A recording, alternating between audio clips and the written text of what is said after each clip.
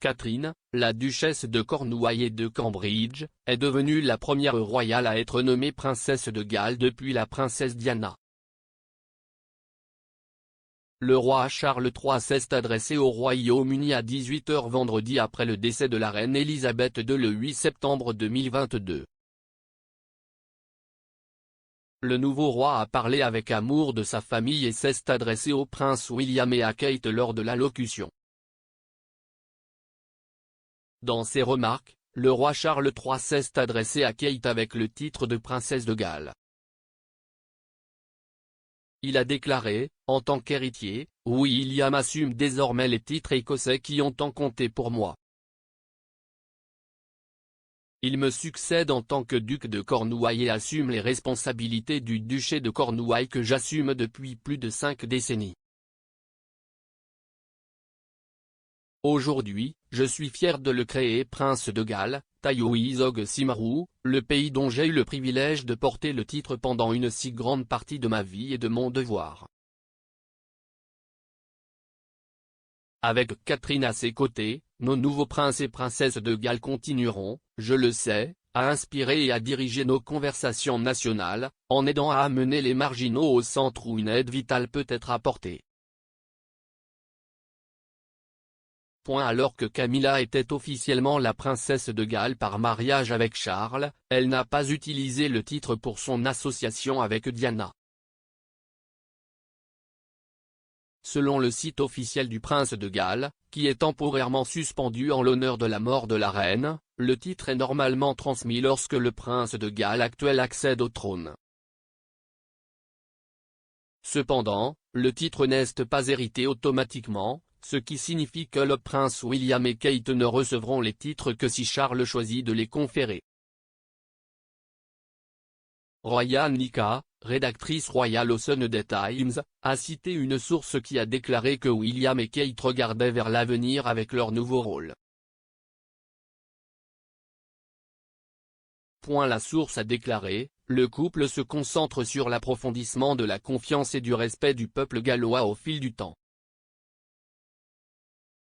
Le prince et la princesse de Galles aborderont leur rôle de la manière modeste et humble dont ils ont abordé leur travail auparavant.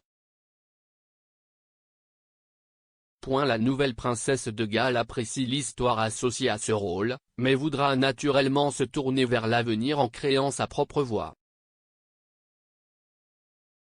Cela survient quelques heures seulement après que William a reçu le titre de duc de Cornouailles par le duché de Cornouailles. Une déclaration disait, « C'est avec une grande tristesse que nous observons le décès de la reine Elisabeth II. La reine Elisabeth II s'est vivement intéressée au duché de Cornouailles à la fois sous le règne de son père le roi George VI et dans les premières années de son propre règne.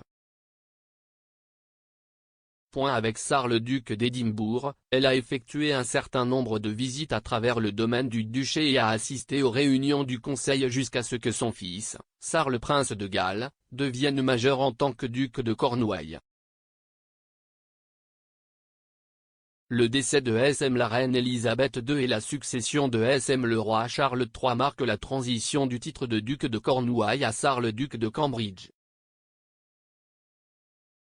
En tant que tel, le domaine est entre de bonnes mains.